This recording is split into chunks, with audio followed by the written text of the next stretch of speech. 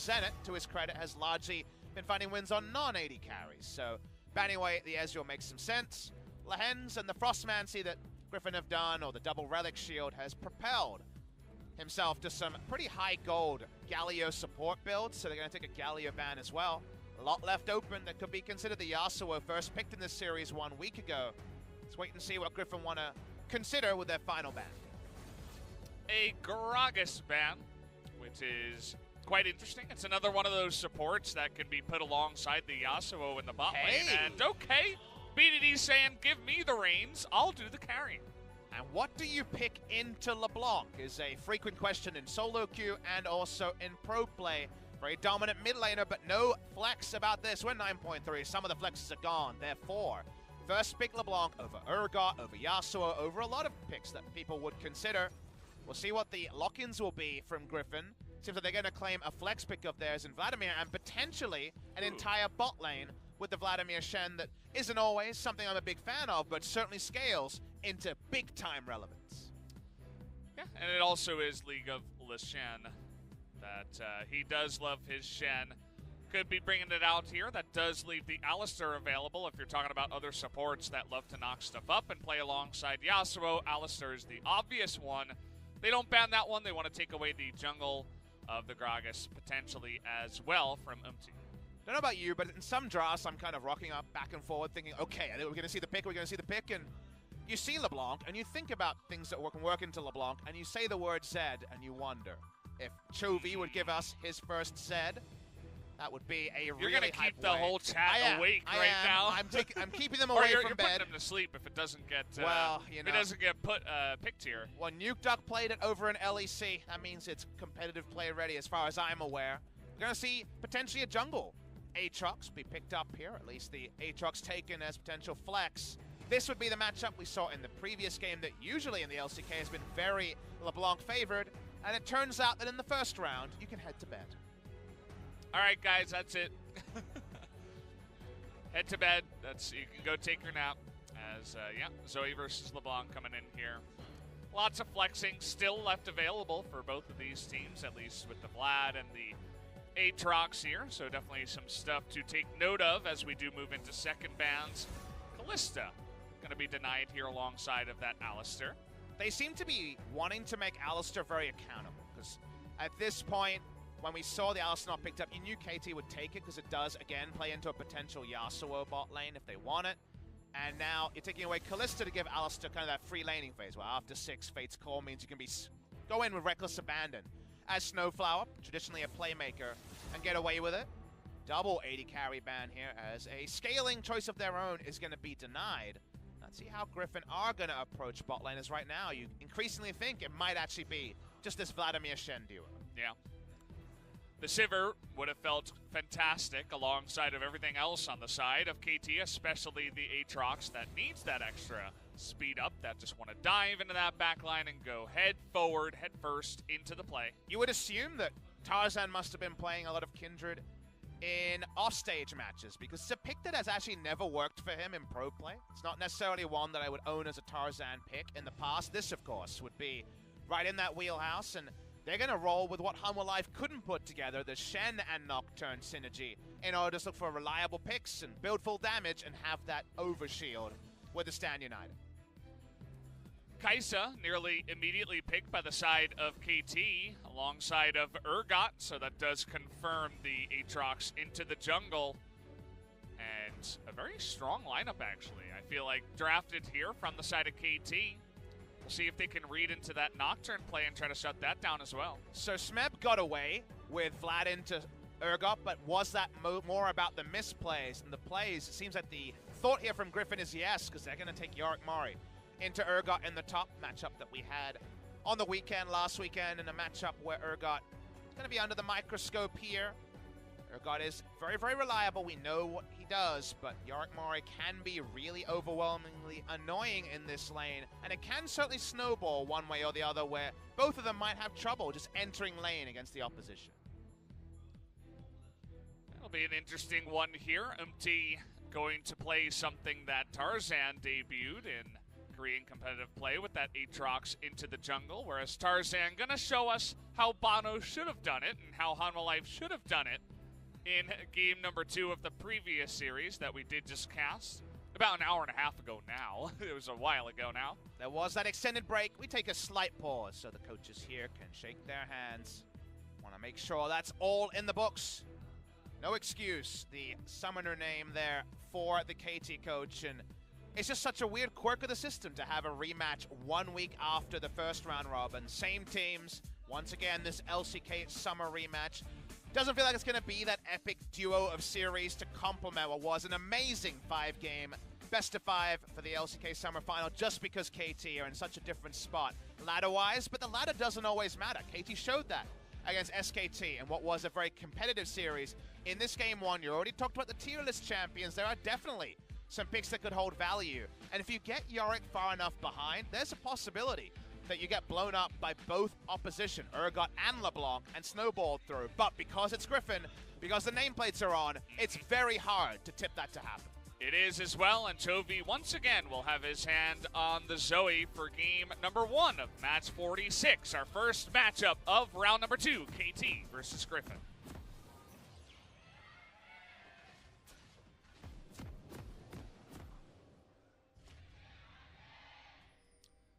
Some big cheers from both sides here in the LCK arena as Griffin not messing around here at level 1. Friday night, 8 p.m. Smeb. Face check. Don't do it to the KT fans. Oh, you did it. Well, see you later. Face checks the brush, and Griffin seem like mind readers once again as they catch a very sad Smeb Urgot. Oh, great. Vladimir got the kill. That's a bad sign. He's now... Oh, he's got a Dark Seal. Great. Ruby Crystal, and he had 2 stacks. You are just hooting and hollering hollering so today funny about to this. me. I don't know why. It's just like literally the worst thing that could have happened to start this for KT. I guess if he'd started Dark Seal and not bought his pot yet, he could have had 550 gold to spend, and that might have been even more annoying, because 350 gold for Dark Seal. Yeah.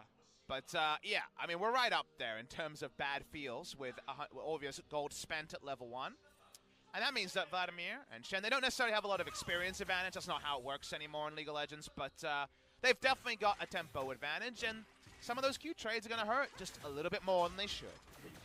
That they will. They get that Vlad just a little bit farther ahead. Wait, what happened on the bot side? Thank you for this replay, by the way. Let's find out. He saw the Yorick. So it's all about the vision here, the fact that Yorick was seen on the bot side. I guess that is what gave impetus here. So this is actually an excellent replay. It looks like a replay that doesn't mean anything, but they're telling a story. What they're telling is the Yorick is sighted, so of course invade for counter vision, right? What happens when you get invaded on? Yeah. You invade the other quadrant of the jungle. Smeb gets the call was wrong.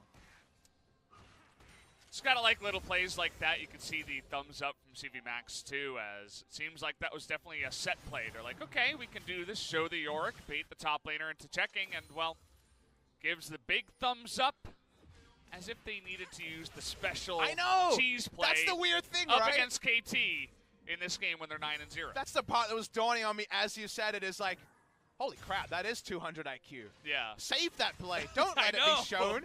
This is where CV Max is like, broadcast team, what's up with this replay? That's a better replay than you pulled all season. Yeah, I know. Is there a bit of bias towards us? You're trying to get us our first loss? I mean, in the spirit of competition, probably, yes. right? I'm sure Riot would love it if Griffin, wouldn't just win every single game. Although there is the tipping point where eventually you're like, well, we want this narrative to play out, right? We want this 18-0 team.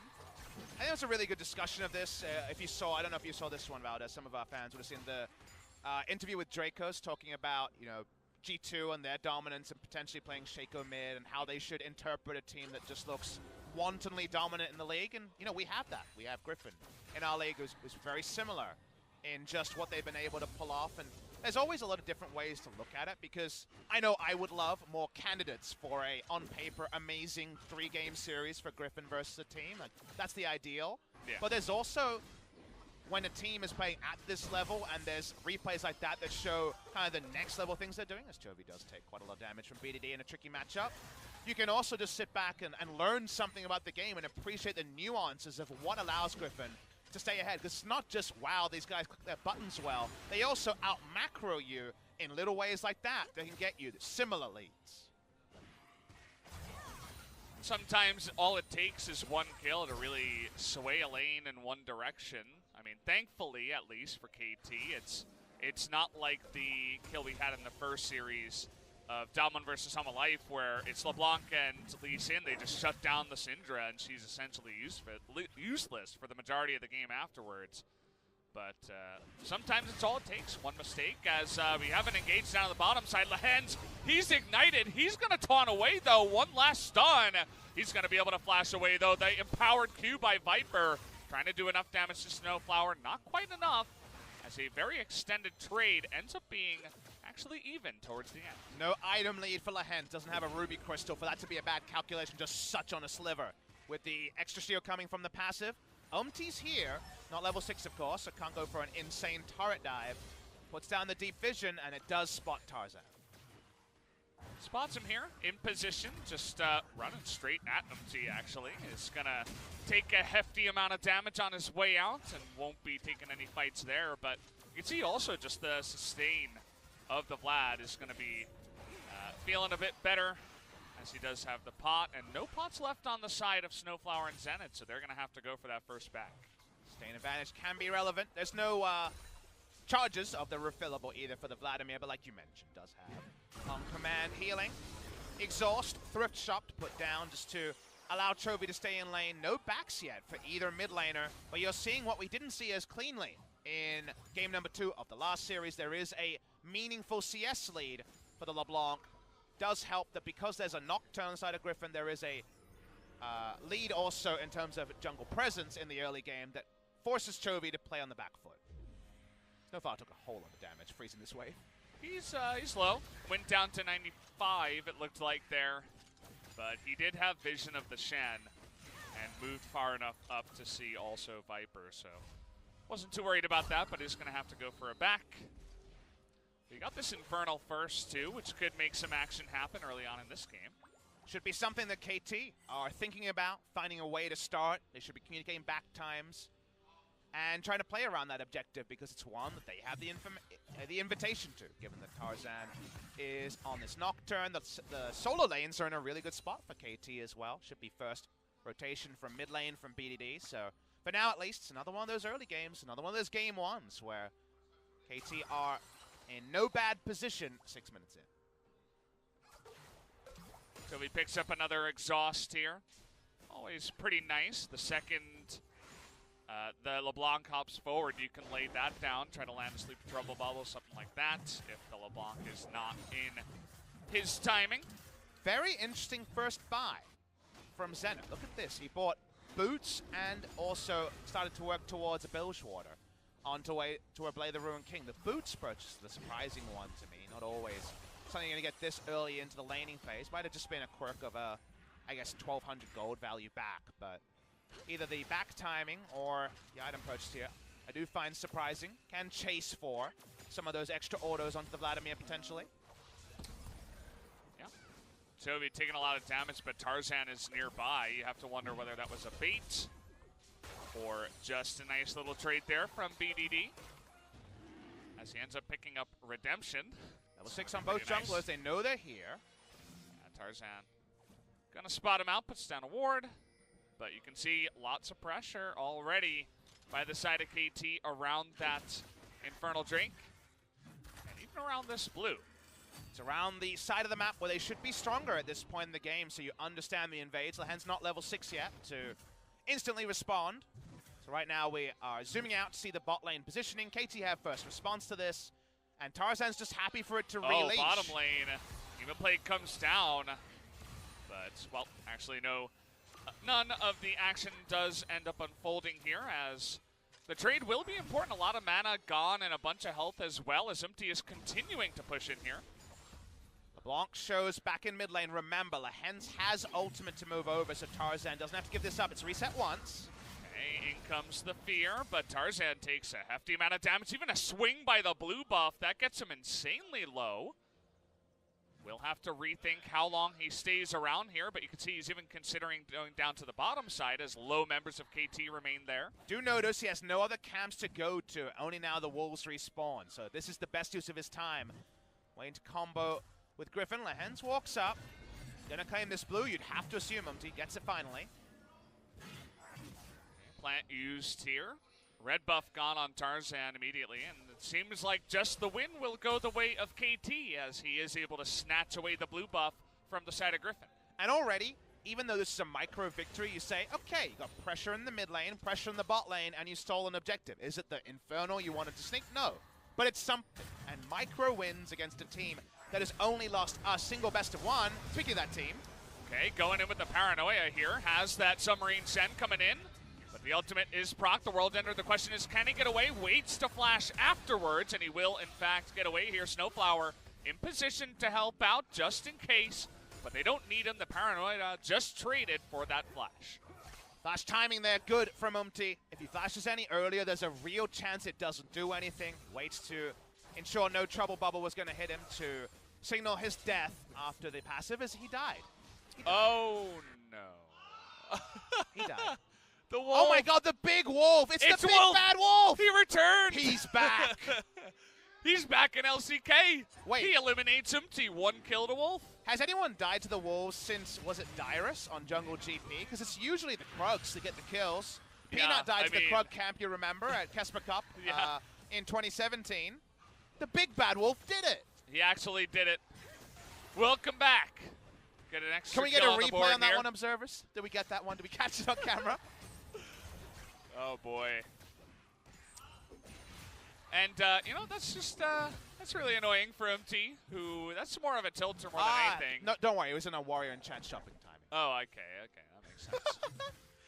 Oh, we do get, wait, I thought we were going to get the replay. I think we might. I really hope we do. I know this is what was supposed to be the action. We can compliment Umti here. His flash timing is good. Flash actually doesn't do anything until he uses it, so well done there. Are we going to track him? Here he goes. So he enters at 100 and what? 8 health? 108 health for this play. Tries to leave. He misses his W, just to note. Let's watch this fight. This is actually the battle. Wait, he had 100. How does he lose this? How does he die? Wolf is doing like 40 damage each. Oh. Wolf threads this one in. Umti now realizes he's in a bit of trouble. In midair, comes in. There it is! He finds the weak spot of Umti and takes him down. Wins. And you know what? Tarzan gets the Infernal Drake, which, you know, a jungler dies and loses a bunch of time on the map. Who knows? Maybe he would have been there on time to stop the Infernal. Is it possible that there's a weak spot, like a sweet spot for the Wolf like there is for Aatrox when he's battling Aatrox? I mean, it's possible, right? I mean, he kind of just bit him in the face, right? Well, showing his weak spot on cameras. Thank you, observers. We thought the big bad wolf was sent to Turkey. No, no, no. He's back in the LCK. Yeah. We also lost a wolf. Wolf Schroeder over in the Overwatch League. Hello to you.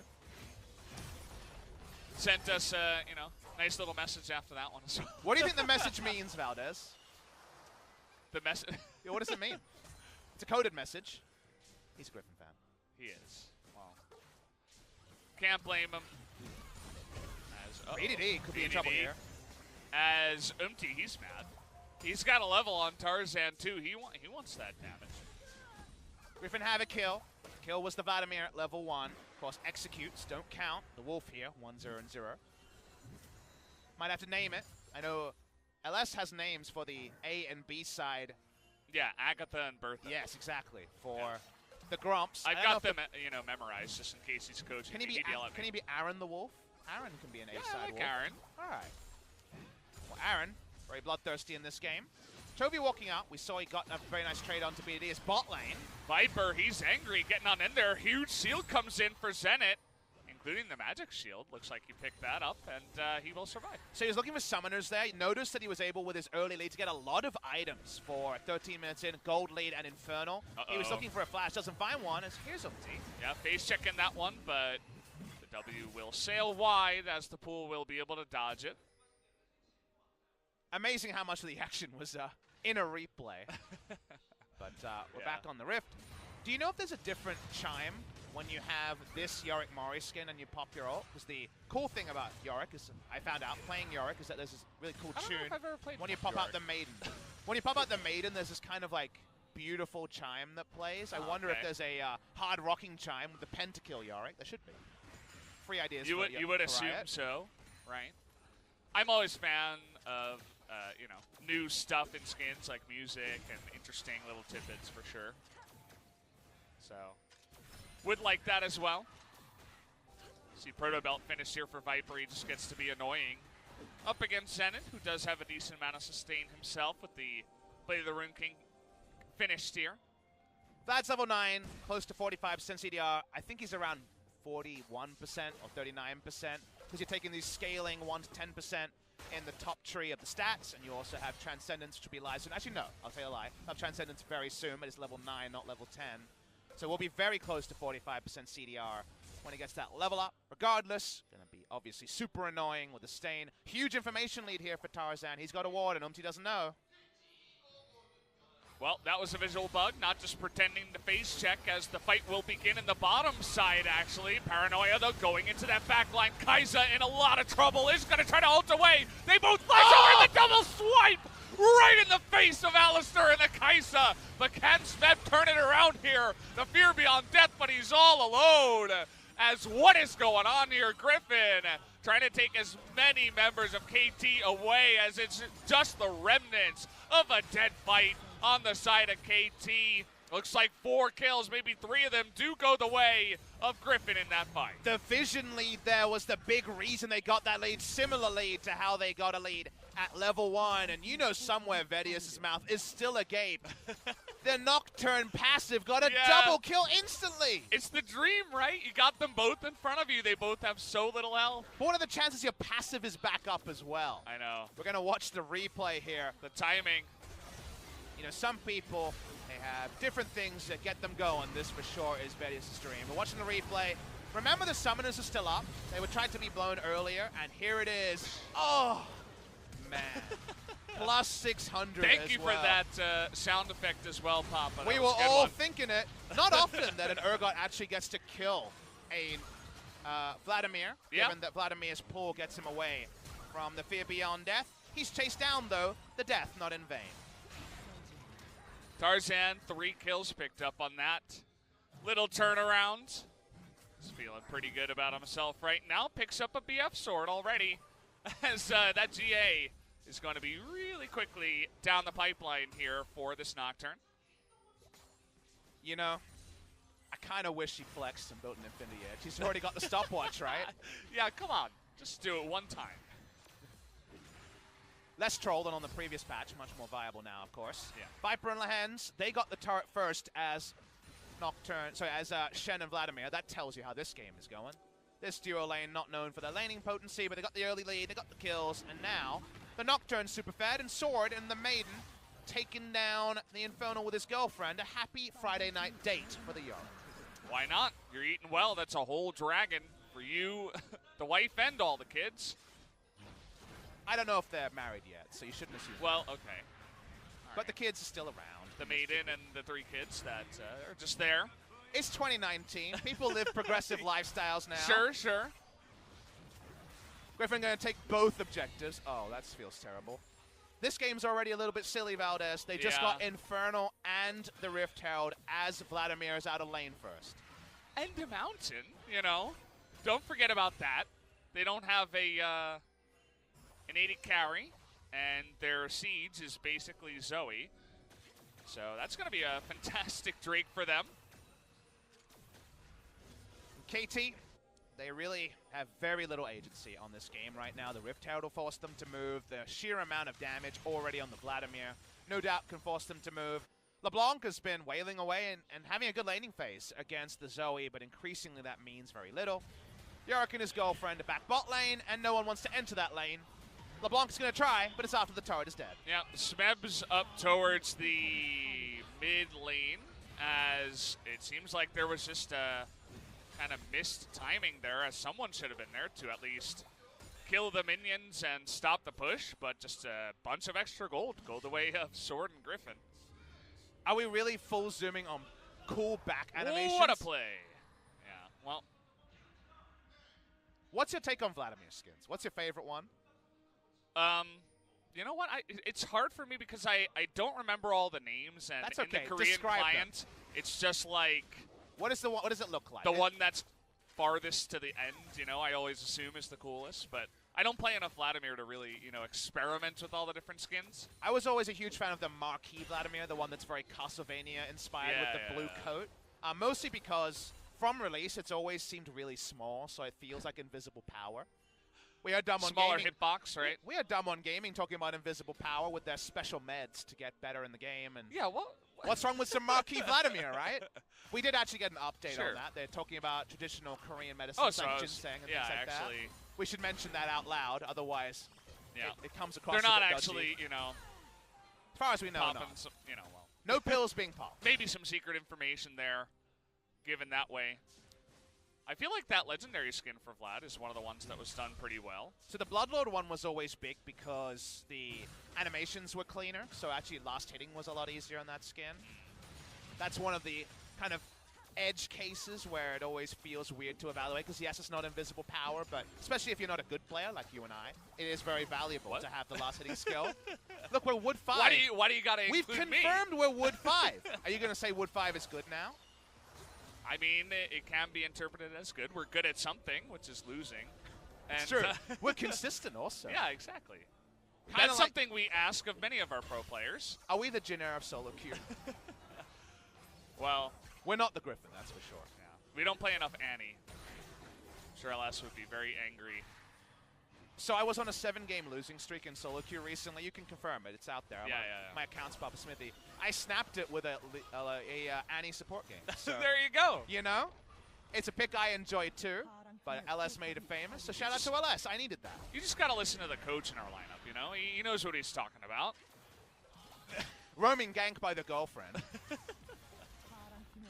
You never take me out anymore. Trying to join KT as, well. Really? I don't know if that's the smartest career. I think Griffin's the place to be. Yeah, I don't agree. As we're entering a different kind of lull state here. Griffin having their fun. They're about 6,000 gold ahead.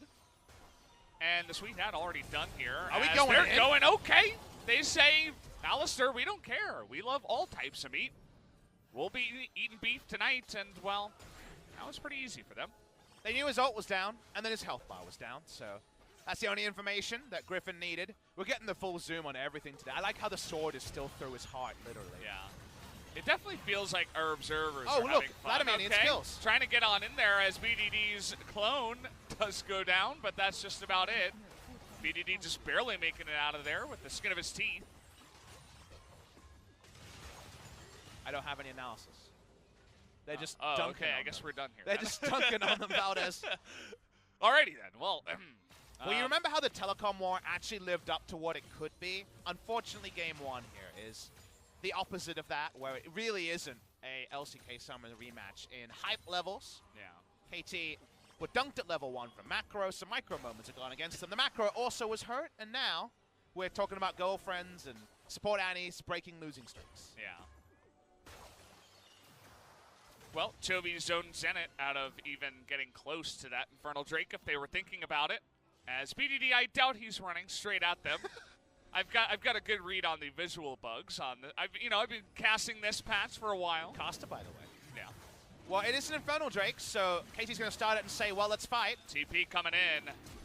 As the flash comes in on a Tarzan, but he's got a GA. They're going to blow a lot to get on top of him. Will the turnaround come in here? Tarzan trying to flash away into the paranoia. They want to turn out the sword, but it's not enough. Viper getting into the back line, going to end that World Ender, and a huge Emo Plague comes down. No one dead yet. Yep, trying to get on in there as 1 goes down. Make it 2 as the double kill comes in for Viper. Make it 3 as everybody's on the run, chasing the cow down the lane. As well, not much else to shout about here. The Zerot portal is done. And, yeah. Nice little fight there. 5 members go down, and it's a total slaughter, guys. We call it chasing the loss. When you are behind and you say, well, why don't we try and get an Infernal? Wouldn't that be nice? They don't get an Infernal. They get 5 trips to the graveyard. Yorick Mori approves. They're going to take down this inhibitor turret, the inhibitor. They can't end the game, but this game is over. Yeah.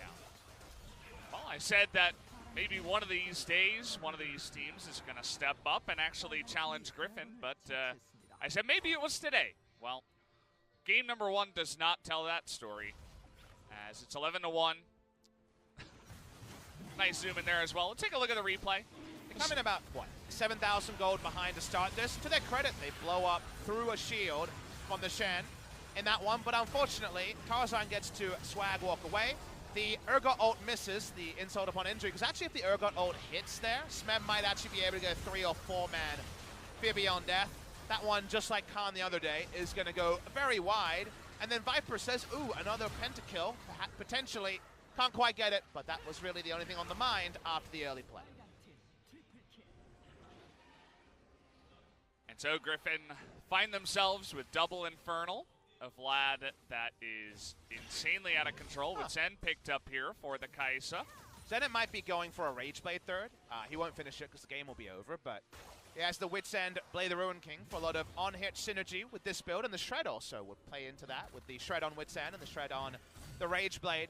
Does mean he's a single target build, and big unfortunate thing for most AD carries against Vladimir's. I guess Kaisa kind of has it a little better than, say, Callista, but you kind of have to R just to get away from the Hemo Plague after he just rushes at you. And after that, you know, there's not a lot of safe places against a Griffin squad that right now have died once. Shame on you, Viper. You are the only death on your team for this game, but otherwise we'll be unleashing a whole lot of hell. What are you looking at there? I'm trying to see when the next Is that your star Griffin sign? Is that your star sign there? Play is. It's next week. Well, I'm trying to see it, but I don't actually see them in any of these games for next week, so that's a little bit confusing. I guess it's possible because in the second round we moved to 4 days a week, so on the schedule it looks like the next game is actually SKT on the 3rd of March, or the 8th of March, rather. As we actually have some action. Let me stop looking at the sheets here as Hemoplague nearly kills BDD on the backside. And here's Sword. He wants some kills too. He wants the action. 2 kills come in. BDD basically dead. Viper going to pick up a 3rd one here on the top side. Smeb, he is Urgot, but he is Urgon right about now, as looks like they may just push for the victory. You know, it will be a welcome one. The storyline for this season from week 1 was New Blood Rising. Griffin are the team. Second split in, sophomore split, but no sophomore slump. They're 10-0 at the end of today if they win this series, and they're definitely going to win game number 1. Oh, they're going in for the kill. He actually gets it. Viper is going to Zhonya's and not die when the Nexus goes down. GG. Just got to pad their KDA stats a little bit more, as if it wasn't already high enough. As we say similar things when Jin Air comes out here and, you know, unfortunately not able to take any victories just yet. Feels as one-sided as when Griffin takes the Rift against pretty much anyone else. And that kind of feeling does return here to game number 1. Smeb, you can see, trying to rally the troops after a pretty devastating loss in game 1. But let's explain one clear thing. KT Rolster, when they were criminally far behind in a game they're expecting to lose, did things. They tried things. They did not roll over like Jin Air, and that's why we approach the analysis here different. They ran at Inferno and said, maybe something will happen here, because they knew that maintaining 3 lanes, they're still going to lose by a lot. So try something, be proactive. Yeah. KT are proactive, that's why we approach it differently, but we don't approach our analysis on power levels. Griffin is way up there. We can't even see. This roof, unfortunately, doesn't go high enough to show where Griffin is right now in terms of career. And KT Rolster, you know, we don't even say things like defending LCK champions because it's not informational for the viewers. Unfortunately, the roster changes a lot. They've got some great players, BDD. Don't get it wrong. He is still a fantastic player, and around him there are players that on their day can perform. That day was at least not game number 1 because that one was hard to watch. That it was. I mean, if you're a Griffin fan, surely you're having fun. You know, you're a front runner, the new team of Griffin. You're like, this is my new new team. I'm going to join them, and every game they come out and they win. You know, it doesn't happen very often in traditional sports, but we've had it happen a couple of times here in Korean esports. You know, we always mention the SKT, 17-1. I believe the record for consecutive best-of-3 victories is 13. That's the record that could be bettered by Griffin if they got 14 match wins in a row, and right now it's looking like 18 match wins. So Very much a stat they could rewrite. They already had the best round robin that was 18-1 in the first round robin. They're now 19-1. So 20 games in, they've lost a single game. If you convert that to an essay, they're 95%. So they're feeling pretty good about that particular score there. That's an A+ in any marking scheme and an A+ performance from Griffin. Yeah, feels that way. They are going to get to a lot of the harder teams here very soon. They have to play up against SKT. Who are their harder teams? And that, I mean, like, other... Isn't you know what I'm so saying, hard? right? You know? It's really hard. The harder teams that aren't them in LCK. So they got to play SKT, they got to play Sandbox. That's actually their, not next week, but the week after that, in fact. So definitely some of the, more difficult matches compared to some of the other teams we have here in the LCK. Yep. Griffin are certainly knocking on uncharted territory. Like we say, we have one data point, SKT Summer 2015. They keep getting better. Maybe that data point needs to be Griffin Spring 2019. We're getting close to that. The Griffin signs many. I assume that's Ambition in the top left. Yeah, it says, Ambition says, like, why are Chinese teams strong? Is because they haven't met Korean teams and they haven't met Chovy. They haven't met Griffin yet. Yeah. Griffin is what I meant by Korean teams, obviously. They are the Korean team. So. I see you're in the MSI mindset of only one team. Exactly. Nice one. Nailed it. There you go. I'd have to agree with Ambition, when you check over the LPL. But again, it's hard to tell because is it just Griffin is so much better than everybody else, or is it just China as a region being really strong? All those questions